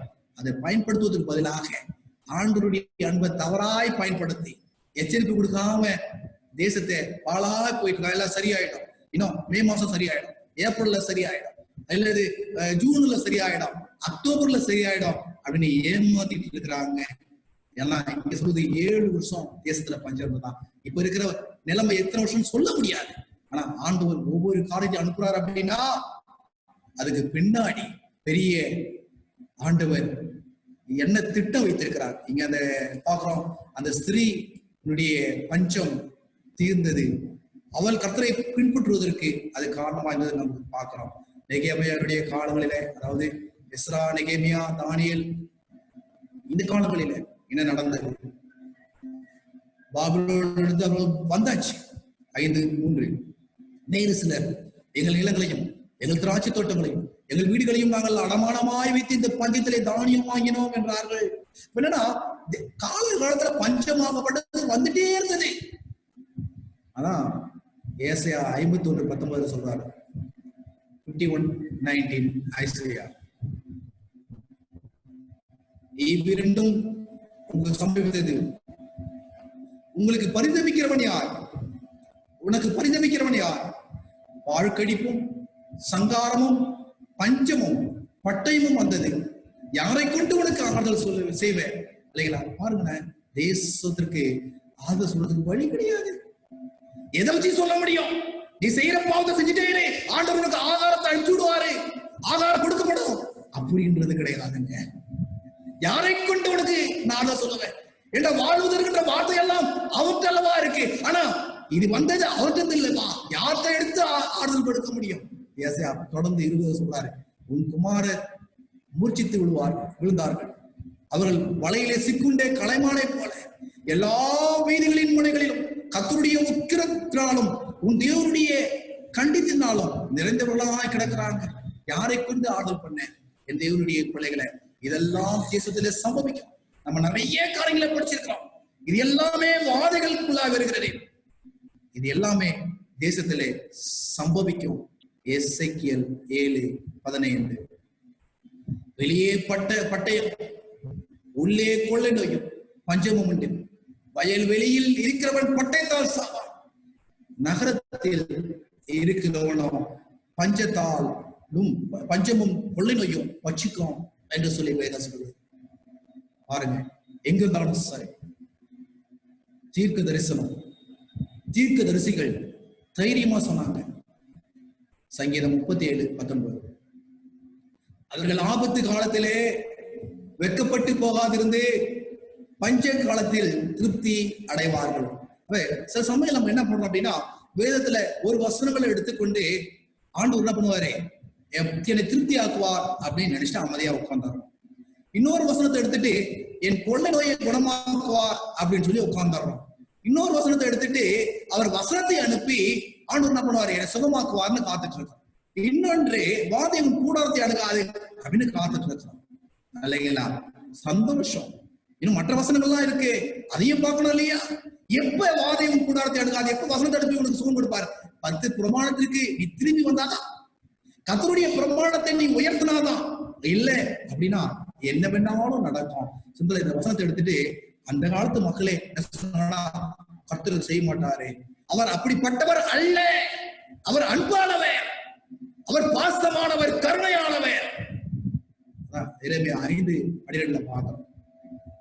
அவர் அப்படிப்பட்டவர் அல்லவென்றும் பொல்லாப்பு நம் மேல் வராது, நாம் பட்டயத்தாலும் பஞ்சத்தாலும் காண்பதில்லை என்றோம். தெளிவா பாருங்க, உங்க திரும்ப evil come upon us, neither shall evil come upon us. நம்ம வேதத்தில் வசனத்தை அவர் அப்படிப்பட்டவர் கிடையாதுங்க, அவ்வளவு மோசமானவர் கிடையாதுங்க. அப்படின்னு என்ன பண்றாங்கன்னா, பஞ்சமும் வராது, கொள்ளை நோயும் வராது, பட்டயமும் வராது, பொல்லாப்பு நம்ம மேல வராது அப்படின்னு நிறைய பேர் என்ன பண்றாங்கன்னா ஒரு வசனத்தை வச்சு சொல்றாங்க. இவங்க எப்படி பண்ணாலும் நடப்பாங்க, இவங்க எவ்வளவு துன்மார்க்கமா இருப்பாங்க, வேதத்துக்கு விரோதமா இருப்பாங்க, சுயநலத்தோடு இருப்பாங்க, பெருமையோடு இருப்பாங்க, பொறாமையோடு கூட இருப்பாங்க, பாவத்தோடு கூட இருப்பாங்க. ஆனா இவங்களுக்கு என்ன பண்ணாது, இது எதுவுமே வரக்கூடாது. என்னங்க நியாயம்? எரேமியா 14:13. அப்பொழுது நான் என் கர்த்தராகிய ஆண்டவரே, இதோ நீங்கள் பட்டயத்தை காண்பதில்லை, உங்களுக்கு பஞ்சம் வருவதில்லை, உறுதியான சமாதானத்தை இவ்விடத்தில் உங்களுக்கு தருவோம் என்றார் என்று தீர்க்கதரிசிகள் அவர்களுக்கு சொல்லுகிறார்களே என்றேன். பாருங்க, எரேமியா சொல்றாரு, மத்த தீர்க்கதரிசிகள் சொல்றாங்க சமாதானம் வரும், பஞ்சம் வராது, கொள்ளை நோய் வராது. இன்னைக்கு அப்படிதான் சொல்லிட்டு இருக்கிறாங்க. பரவாயில்லைங்க, ஒரு 7 நாள் உபவாசம் போடுங்க, 21 நாள் உபவாசம் போடுங்க, தேசம் உபவாசம் போடட்டும், அப்படி இப்படி. அதெல்லாம் தப்புன்னு நான் சொல்ல வரல. ஆனா வேதம் என்ன சொல்லுது பாருங்க, ஆண்டவர் ஒண்ணு பாத்துக்குவாரு அப்படின்னு சொல்றதுதாங்க இன்னைக்கு நடந்துட்டு இருக்கு. ஆனா வேதம் சொல்லுது ஆண்டவர் பஞ்சத்தை அனுப்பான். இப்ப இப்படிப்பட்ட திருக்கதரிசிகள் இன்னைக்கு நிறைய இருக்கிறாங்க. இப்படிப்பட்ட திருக்கதரிசிகள் மக்களுடைய எண்ணத்தை பிரதிபலிக்கிறாங்களே ஒழிய ஆண்டவருடைய எண்ணத்தை பிரதிபலிக்கிறது இல்லை. மக்களுக்கு என்ன வேணும்? ஐயோ, நான் கொலை எனக்கு வரக்கூடாது, எனக்கு பிரச்சனை வரக்கூடாது, எனக்கு பட்டயம் வரக்கூடாது, நான் சாகக்கூடாது, பஞ்சம் வரக்கூடாது, எனக்கு வயிறு ஃபுல்லா சோறு வேணும் அப்படின்னு எண்ணத்தை தான் இன்னைக்கு பிரதிபலிக்கிறாங்களே ஒழிய அவங்க ஆண்டவருடைய எண்ணத்தை பிரதிபலிக்கிறதுக்கு இன்னைக்கு தீர்க்கதரிசியும் இல்ல, ஊழியக்காரன் இல்ல. அப்படிப்பட்ட ஊழியக்காரன் சொல்லுது, ஆதலால் நான் எரேமியா 14:15 நான் அனுப்பாது இருந்தோம் என் நாமத்தை கொண்டு தீர்க்கதரிசி சொல்லி இந்த தேசத்திலே பட்டயமும் பஞ்சமும் வருவதில்லை என்று தீர்க்கதரிசிகளை குறித்து. இப்படிப்பட்ட தீர்க்கதரிசிகள் பட்டயத்தாலும் பெற்றால் சாவாங்க. அப்ப இப்படிப்பட்டவங்க செத்து போவாங்க. என்னைக்குன்னா ஒரு நாளைக்கு இங்க எரேமியாவில பாக்குறோம் 14:16 அவரிடத்தில் தீர்வு கேட்கும் ஜனங்களும் எருசலேமின் வீதிகளிலே பட்டயத்தாலும் பஞ்சத்தாலும் அழிந்து அவர்கள் மனைவிகளும் அவர்கள் குமாரரும் அவர்கள் குமார்த்திகளும் அடக்கம் பண்ணுவார்கள் கிடப்பார்கள். அவருடைய பொல்லாப்பை அவர்கள் மேல் வரப்படுவேன் என்று கர்த்தர் சொல்லுகிறார். வேறு தெளிவுங்க. அப்ப இன்னைக்கு நிறைய திருசீன் எழும்பி இருக்கிறாங்க. அவங்கள்ட்ட போய் திருசம் கேட்டு இன்னைக்கு என்ன பண்றாங்கன்னா அதை டிவியில பாக்குறாங்க, இணையதளத்துல பாக்குறாங்க. அது அவங்க மைண்ட்ல என்ன அதுதான் இருக்க வழியே ஆண்டுடைய வேதம் செயல்படலைங்க. நீங்க ஏமாத்திட்டு இருக்கிறாங்க.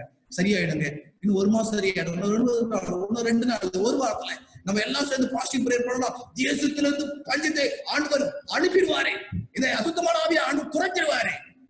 இது என்னன்னா கொள்ளை நோய் கொண்டு வருவது பிசாசு ஆவிகள், பொல்லாத ஆவிகள் அப்படின்னு ஏமாத்திட்டு இருக்கிறாங்க. இல்ல, கொள்ளை நோயை கொண்டு வருது பொல்லாத ஆவி இல்ல, கொள்ளை நோயை கொண்டு வருது கர்த்தர். புரியல? தேசத்துக்கு எச்சரிப்பு வேணும். தேசம் உன்னால முடியாது, என்னால தான் அப்படின்னு முடியும் அப்படின்னு ஆண்டவர் சொல்லணும் இல்லையா? அவர் ராஜாதி ராஜா, தேசங்களுக்கெல்லாம் அவர் தான். ராஜாக்களை தள்ளி ராஜாக்களை ஏற்படுத்துறவர் தான். எல்லாருக்கும் ஆகாரம் கொடுக்கிறவர் அவர் தான். ஆகாரம் இல்லாமல் பண்ணுகிறவர் அவர் தான் அப்படின்னு தெரியும் இல்லையா? அதுக்காக ஆனா இன்னைக்கு மாறிட்டு இருக்குங்க. எரேமியா 14:18 நான் வெளியே போனால் இதோ பட்டயத்தால் கொல்லப்படுவார்கள், நகரத்தில் வந்தால் இதோ பஞ்சத்தால் வருந்துகிறார்கள், தீர்க்கதரிசிகளும் ஆசாரியர்களும் ஒன்றும் அறியாமல் தேசத்தில் அலைகிறார்கள் என்று இந்த வார்த்தை அவர்களுக்கு சொல் என்றார். என்னன்னா இதுதான் வரும். அத சொல்லு. யார் தப்பா திரும்ப சொல்றாங்களோ, ஆசிரியர் ஊழியக்காரங்க நடத்துறாங்களோ, போதகர்கள் நடத்துறாங்களோ, சபைகள் நடத்துறதோ அவங்களுக்கு சொல்லு. ஏன்னா இன்னைக்கு டிவியை திறந்தோம் அப்படின்னா உடனே ஃபாஸ்டிங் ப்ரேயர். என்னன்னா டிவின்னு தெரியும், எல்லா ஆவிக்குரிய சேனல் அப்படின்னு நிக்கிறாங்க. எல்லாம் எடுத்தோம்னா என்ன பண்றாங்க? ஃபாஸ்டிங் ப்ரேயர் இருக்கு, எல்லாம் சரியாயிடும், உன்னை தொடாது அப்படின்னு ஏமாத்திட்டு இருக்கிறாங்க. தேவனுடைய பிள்ளைய, நீ யாரா இருந்தாலும் பரவாயில்ல, கர்த்தருக்கு விரோதமா இருந்தினா உனக்கு வரும். அல்லது கர்த்தருக்கு விரோதமா இல்லைனாலும் ஒருவேளை வந்தாலும் நீ கர்த்தருக்கு விரோதமா இல்லைன்னா கர்த்தர் உன்னை ரட்சிப்பார். அப்படிதான் வேதம் சொல்லிட்டு இருக்கு. அதுதான் வேத சத்தியம். எரேமியா 44:27 எரேமியா 44:27 இதோ நான் அவர்களுமே நன்மைக்கு அல்ல தீமைக்கு ஜாக்கிரதையா இருப்பேன். எகிப்து தேசத்திலே யூதா மனுஷர் எல்லாரும் ஒளிந்து திருமணமும் பட்டயத்தையும் பஞ்சத்தையும் சங்காரமாவார்கள். இப்ப ஆண்டவர் என்ன பண்றாங்கன்னா எல்லாரும் ஒளிந்து திருமணமோ எதுக்கு? தீமை செய்ய ஜாக்கிரதையா இருப்பாரு. ஏன்னா ஆண்டோடைய ஒரே குணத்தை பார்த்துட்டு விட்டுறாதீங்க, மற்ற நிறைய குணம் இருக்குங்க. என்னன்னா சங்காரம் பண்ணுவார் அப்படின்னு சொல்லி வேதம் சொல்லுது. அதுதான் மத்தேயு 24:7 ஜனத்திருதமாய் ஜனம், ராஜ்யத்திருதமாய் ராஜ்யமும் மேலும் பஞ்சங்களும் கொள்ளை நோய்களும் பூமிச்சு பல இடங்களில் உண்டாகும். இப்ப வேதம் சொல்லுது இல்லையா? மத்தேயுல தானே சொல்லுது, புதிய ஏற்பாட்டுல தான் சொல்லுது, இயேசு சாமி தானே சொல்றாரு பஞ்சங்கள் கொள்ளை நோய்கள் உண்டாகும் அப்படின்னு சொல்லிட்டு. எங்க உண்டாகும்? தேசம் முழுவதும் உண்டாகும். எங்க? எல்லா தேசங்களுக்கும் பல இடங்களிலே உண்டாகும் வேதம் சொல்லுது இல்லையா? இப்படி நீ பிரேயர் பண்ணி தூக்கி விட்டுடுவியோ, ஆணுடைய சித்தம் செயல்படாத அமுச்சு விட்டுடுவியோ, நீ பாதுகாத்துடுவியோ, தீர்க்கதரிசி சொல்றவங்களே, ஊழியக்காரங்க சொல்றவங்களே, சபைகளே, தேசமே பாதுகாத்துக்க முடியுமா? இல்லைங்க. ஆண்டவர் சொல்லி இருக்கிறாரு நடக்கணும். ஏன்? அவங்க பின்மாறிய பெறல, தேவனுடைய பிள்ளைகள் ஆவியினுடைய அனுபவத்தை பெறல, பரிசுத்த ஆவியானவரை பெறல அப்படின்னா வரும், எல்லாம் வரும். அப்போஸ்தலர் 11:28 அவள் ஒருவனாகிய அகப்பு என்பவன் எழுந்து உலகமெங்கும் கொடிய பஞ்சம் உண்டாகும் என்று ஆவியானவராலே அறிவித்தான். அது அப்படியே கிளாவுதிலே ராயனுடைய நாட்களில் உண்டானது. அப்ப என்ன நடக்கும்? இந்த ராயன் அதிக பொல்லாப்பை கிறிஸ்துவ பிள்ளைகளுக்கு செய்தார்கள். கிறிஸ்துவர்களை கொன்னார்கள், கிறிஸ்துவர்களை குவித்தார்கள். யாக்கோபு சிரசனம் பண்ணப்பட்டார். இப்படிப்பட்ட ரோமர்களுடைய காலங்களில, ராயனுடைய காலங்களில இன்னும் அநேக கர்த்தருடைய ஊழியக்காரர்கள், சீஷர்கள் கொல்லப்பட்டார்கள்.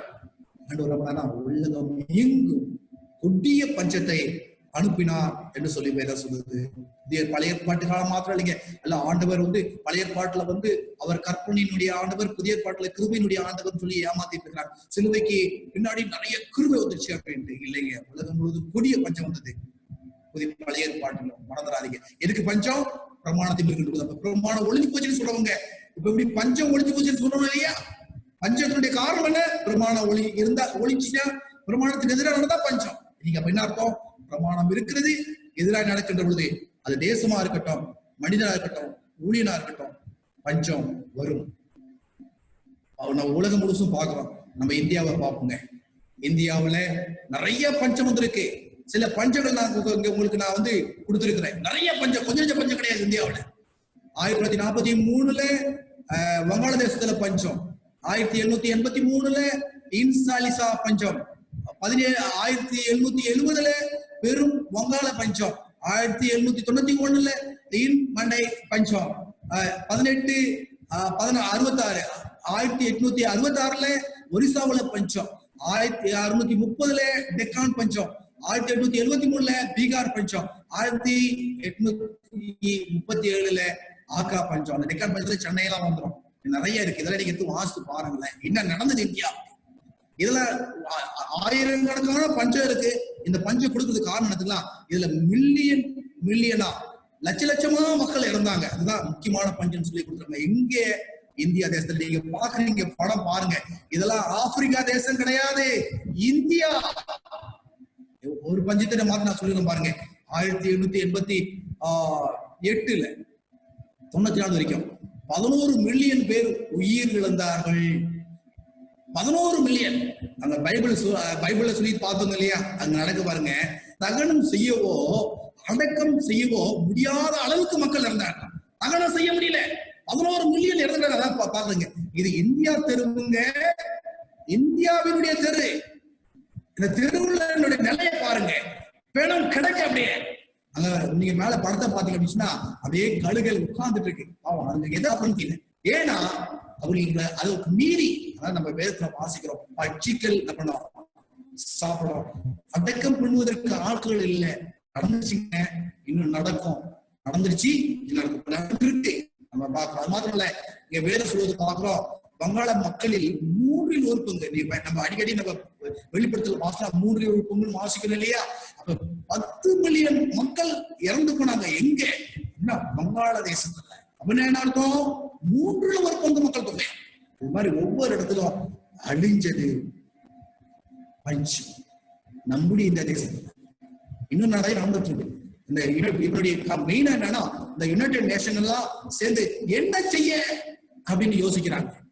இந்த ஐக்கிய நாடுகள் எல்லாம் சேர்ந்து எவ்வளவு சோமாலியாளரை என்ன ஆண்டுக்கு 270,000 குழந்தைங்க ஒரு ஆண்டுக்கு பாதிக்கப்பட்டு இருக்கிறாங்களே. உங்க நிலைமை என்ன? கால்நடையுடைய நிலைமை என்ன? அது மாத்திரம் இல்ல, இந்த பஞ்சத்தினால 48 மணி நேரத்துல 110 பேர் இறக்குறாங்க. 42 மணி நேரம் 110 பேர் இறந்துட்டே இருக்கிறாங்க. அப்ப அந்த சோமாலியா அரசாங்கம் சொல்லிடுச்சு, எங்களால முடிஞ்சு நாங்க செய்யறோம். இதுக்கு மேல கை விரிச்சிருச்சு, அரசாங்கம் கையை விரிச்சிருச்சு. யாருன்னா உதவி செய்ய முடியுமா அப்படின்னு சொல்லி நம்புறாங்க. கேட்டா பஞ்சம் 2011 வந்த பஞ்சம் மாத்திரம் 2,60,000 பேர் இறந்து போயிருக்கிறாங்க அப்படின்னு சொல்லுது. இப்ப இந்த G20 நாடுகள், G20 கண்ட்ரிஸ் இவங்கெல்லாம் சேர்ந்து இப்படி மெயின் என்னென்ன அப்படின்னா சமீபத்துல ஜூன் 7, 8 ஜூலை 7, 8 இவங்க ஒன்று சேர்ந்தாங்க. சேர்ந்து வீடியோ கான்ஃபரன்ஸ்லாம் பேசுறாங்க. பஞ்சத்தை எதிர்த்து போராடுவது, மில்லியன் கணக்கான உயிர்களை காப்பாற்றுவதற்கு நாடுகள் என்ன பண்ணணும், ஒன்றிணைய வேண்டும். அவ்வளவு பஞ்சம். ஜூலை 7, 8 இவங்க என்ன பண்றாங்கன்னா ஒரு பெரிய காரியம் பண்றாங்கன்னா 20 மில்லியன் மக்கள் 70 ஆண்டுகள்ல உணவு நெருக்கடி என்ன பண்றாங்க அதிகமா வந்திருக்கு. எங்க மாத்திரம் நைஜீரியா, சோமாலியா, சூடன், ஏமான் அந்த மாதிரி ஆப்பிரிக்கா தேசத்துல. இன்னும் பாத்தீங்க அப்படின்னா 10 மில்லியன் மக்கள் பஞ்சத்தால் அச்சுறுத்தப்படுறாங்க ஒவ்வொரு காரியத்திலும் இந்த நவீன காலத்துல கூட. ஏன் அப்படின்னா பஞ்சம். காரணம் இந்த உலகம் வித்தியாசமா போயிட்டு இருக்கு. ஒருத்தர் சொல்றாரு, போர் என்பது கால உலகில் பஞ்சத்தின் கடைசி கோட்டையில் ஒன்றாகும். என்னன்னா போர் வரும்போது அதனுடைய பணம் எல்லாம் போருக்கு போட்டுறாங்க. போர் அப்படிங்கும்போது நம்ம யோசிங்க, சீனாவும் இந்தியாவும் போராடிட்டு இருக்கு. அப்ப எல்லைக்கு என்ன பண்ணணும்னா நிறைய போர்வைகள் அனுப்பணும், நிறைய ஆயுதங்கள் வாங்கணும். அப்ப சாப்பாடுக்கு போட வேண்டிய காசு ஆயுதங்களுக்கு போகுது. அப்ப என்ன ஆகும், மக்கள் பட்டினியில சாப்பாடு. 20ஆம் நூற்றாண்டில் பஞ்சம் ஆயுத மோதல்கள் இல்லாத நிலை ஏற்பட்டது. ஆனா இப்ப அப்படி கிடையாதுங்க. அதிகமா ஆயுதம் வருகின்ற பொழுது, அதுக்காக பணம் செலவழிக்கின்ற பொழுது ஆகாரம் இல்லாதபடிக்கு ஜனங்கள் செத்து கொண்டிருக்கிறார்கள் என்று சொல்லி அதை தீர்மானிக்கிறாங்க. அதுதான் நைஜீரியா இருக்கட்டும், சோமாலியா, தெற்கு சூடான், ஏமான், சவுதி அரேபியா எவ்வளவு பேர் இறந்து போனாங்க பஞ்சத்தால அப்படின்றத கொடுத்திருக்கிறாங்க. உள்நாட்டு போர்கள், பஞ்சம். இதை எப்படி தடுக்கணும் அப்படின்னு அமேசான், மைக்ரோசாப்ட், கூகுள் இவங்க எல்லாம் சேர்ந்து இதை என்ன பண்ணா எப்படி மீட்கணும் அப்படின்னு யோசிக்கிறாங்க. நீங்க யோசித்து பாருங்களேன், தண்ணி கூட கிடையாதுங்க. ஒரு தண்ணி கூட குடிக்கிறது இல்லை பாருங்க. பஞ்சம். எந்த தண்ணியை குடிக்கிறாங்க பாருங்க, தண்ணியுடைய கலரை பாருங்க. அந்த தண்ணியை குடிக்கிறதுக்கு அந்த பிள்ளை படுகின்ற பாடுகளை பாருங்க. பஞ்சம். இதை எப்படின்னா மைக்ரோசாப்ட் மூலமா என்ன பண்ணலாமா அப்படி யோசிச்சுன்னா, எங்க உணவு தட்டுப்பாடு இருக்கு, அதை எப்படி சரி பண்ணலாம், யாரெல்லாம் உதவி செய்வாங்க, அதற்கான அறிவிப்புகளை எதனா செய்யலாம் அப்படின்னு என்ன பண்றாங்கன்னா போராடி கொண்டு இருக்கிறாங்க. 21ஆவது நூற்றாண்டுல மில்லியன் கணக்கான மக்கள், அவர்களில் பலர் குழந்தைகள் இன்னும் கடுமையான ஊட்டச்சத்து குறைபாடுகள் மற்றும் பஞ்சத்தால் பாதிக்கப்பட்டுள்ள. இப்ப கூட நவீன காலம் 5G மொபைல் வந்துடுச்சு, மின்னலை வந்துடுச்சு, இன்னும் எவ்வளவோ கண்டுபிடிச்சிட்டான் மனுஷன். செவ்வாய் கிரகத்துக்கு போகணும்ன்றான், கேட்டா வீனஸுக்கு போகணும் அப்படின்றான். இன்னும் சூரியனை ஆராய்ச்சி பண்ணணும்ன்றான், இன்னொன்னு விக்ரம் லேண்டர் அப்படின்றாங்க, என்னென்னமா சொல்றாங்க. ஆனா இன்னும் என்னன்னா மக்களுக்கு சோறு இல்லைங்க, மக்களுக்கு சாப்பாடு இல்லை. இதை தொடர்ந்து அவங்க என்ன சொல்றாங்கன்னா 124 மில்லியன் மக்கள் உணவு பாதுகாப்பு இல்லாமல் நிலையில் நெருக்கடியில் வாழ்கிறார்கள். தினமும் என்னன்னா 124 மில்லியன் மக்கள் சாப்பாடே நாளை சாப்பாடுக்கு வழி கிடையாம என்ன பண்றாங்க வாழ்றாங்க உலகத்துல, அதுவும் ஆப்பிரிக்க தேசத்துல அப்படின்னு சொல்லி நான் பார்க்கிறோம். இப்ப நம்ம பார்க்க போறது நம்முடைய தேசத்தினுடைய நிலை என்ன, இந்தியாவுடைய நிலை என்ன, அதை நம்ம என்ன பண்றோம் பார்க்கிறோம். அந்த உலக அளவையே பசியினுடைய எந்த தேசத்தெல்லாம் பசி வறுமை வருத்துது அப்படின்னு கணக்குல மொத்தம் 119 நாடுகள். அதுல இந்தியா 103வது நாடா இருக்கு. அப்படின்னா என்ன அர்த்தம் அப்படின்னா இன்னும் பசி, பட்டினி, வறுமை. இந்த நாடு 103வது இடத்துல இது இருக்கு. இது ரொம்ப மோசமான ஒன்று அப்படின்னு சொல்லி என்ன பண்றாங்க, உலகில் மிக மோசமான ஒன்றாக இந்தியா இருக்கிற இடம். இன்னும் வறுமையில செத்து கொண்டு இருக்கிறாங்க. என்ன சொல்றாங்க, இது இந்தியாவுக்கு மிக இது ரொம்ப அதிகமான ஆட்கள் சொல்றாங்க. இந்தியாவுல 196 மில்லியன் மக்கள் ஊட்டச்சத்து குறைபாடு உள்ளவர்கள். அப்ப நம்ம தேசத்துல நம்ம சொல்றோம் இல்லையா, பணத்தை என்னவோ எதுக்கோ செலவு பண்ணிட்டு இருக்கிறோம் இல்லையா, இங்க இந்த நாட்டுல 196 மில்லியன் மக்கள் சாப்பாடு இல்லாம செத்து போயிட்டு இருக்கிறாங்க. நமக்கு தெரியுதா, நம்ம யோசிக்கிறோமா, நமக்கு ஆகாரம் கிடைச்சிடுது, அதை பத்தி நம்ம கவலைப்படுறது கிடையாது. அது மாத்திரமல்ல, தினமும் ரத்த சோகையோட கர்ப்பிணி பெண்கள் என்ன பண்றாங்கன்னா 20 கோடி மக்கள் பசியா 51% என்ன பண்றாங்கன்னா சரியா சாப்பாடு கர்ப்பிணி பெண்கள் இருக்கிறாங்க. அது மாத்திரம் இல்லைங்க, தினமும் குறைந்தது 20 கோடி இந்தியர்கள் பசியுடன் படுக்கைக்கு செல்கிறார்கள். யோசித்து பார்த்தீங்களா? நீங்க சாப்பிட்டு போறீங்க, சிலர்லாம் சாப்பிடாம இருக்கவே முடியாது, சாப்பிடுறதையே வாழ்றவங்க அநேகர் இருக்கிறாங்க. சாப்பாடு எதுகள்தாலும் சாப்பிட பைபிள் சொல்லுது, அவங்க வயிறு அவங்களுக்கு என்னது கடவுள் அப்படின்னு. சாப்பாடு இல்லைன்னா இருக்க முடியாது. ஒருவேளை ஜெபம் பண்ணுங்க, ஒருவேளை உபவாசம் இருங்கன்னா இருக்க முடியாது. பசியில எங்கடா 1008 காரணம் நம்ம சொல்லுவோம். இங்க பாருங்க, 20 கோடி மக்கள் டெய்லி நீங்க தூங்க போகும்போது யோசிச்சுங்க, நீங்க 20 கோடி மக்கள் சாப்பிடாம தூங்குறாங்க. இதுதான் இந்தியாவினுடைய நிலைங்க. இதுதான் இந்தியாவுடைய நிலை. நம்ம சமீபத்தில் மகாராஷ்டிராவுடைய நிலைமை சொல்றாங்க. என்ன சொல்றாங்க அப்படின்னா, நாசிக்ல இந்த சூழலில் நாங்கள் பசியால் இறந்து விடுவோம். நாங்கள் நமது வெங்காய பயிருக்கு நியாயமான விலை கிடைக்காத பெரும் இழப்பை சந்திக்கும் விவசாயி கூறுறார். நாங்க சாப்பாடு இல்லாம செத்து போயிடுவோம். ஏன்னா ஒரு பக்கம் லாக்டவுன், ஒரு பக்கம் கொரோனா வைரஸ் பயப்படவா, விவசாயம் செய்யவா, அதை செஞ்சதே நாங்க பெட்ரோலுக்கு கூட கிடைக்கல. அதை கொண்டு போனா பெட்ரோல் கூட என்ன பண்ணா, எரிபொருள் கூட எங்களுக்கு கிடைக்கலையே அப்படின்னு போராடி கொண்டிருக்கு இந்தியா. இல்லைங்களா? நம்ம நினைக்கிறோம் 2020 வல்லரசு ஆகும் அப்படின்னு நினைச்சிட்டு இருக்கிறோம். இந்தியா மேல வரும், அப்படி நடக்கும் இப்படி நடக்கும்னு கணக்கு பண்ணிட்டு இருக்கிறோம். ஆனா இது கணக்கு மாத்திரம் 20 கோடி பேர் தினம் சாப்பாடு இல்லாம போறாங்க.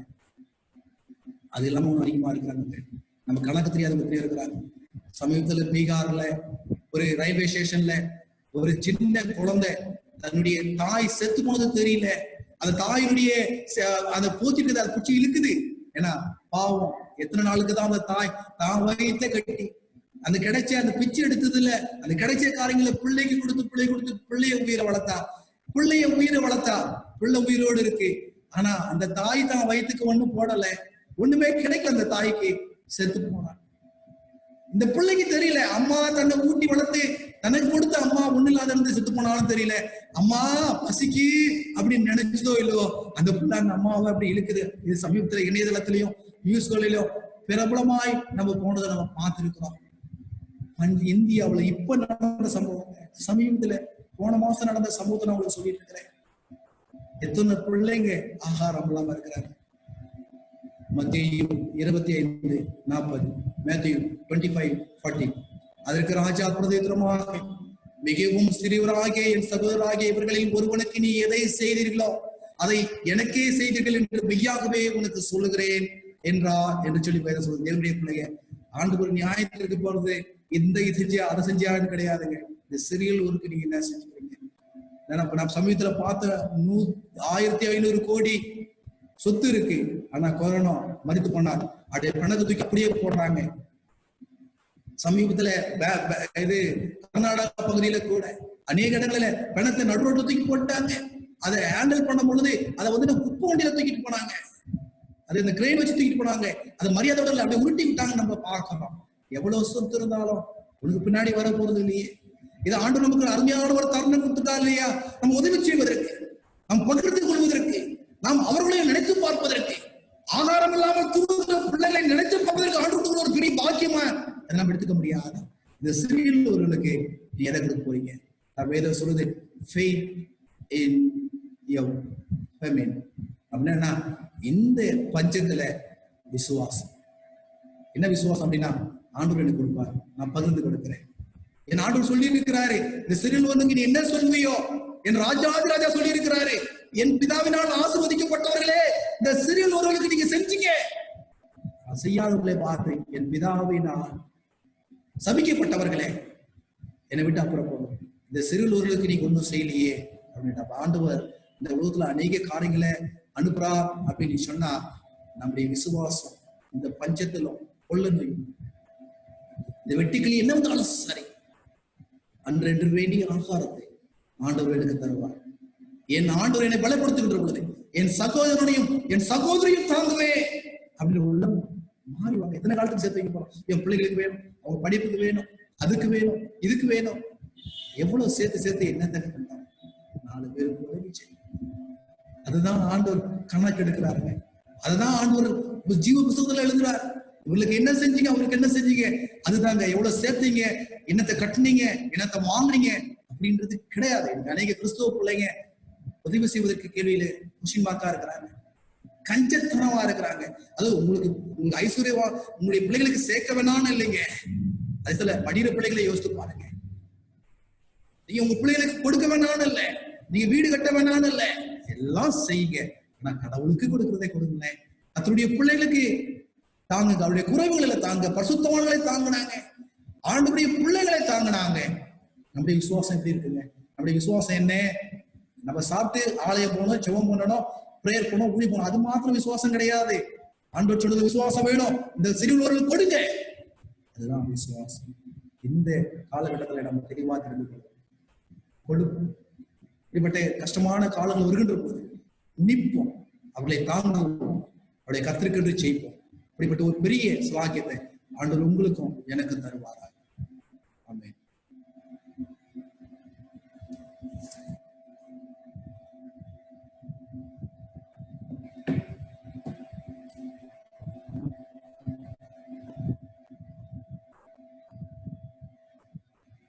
Thank you, Pastor, for this message.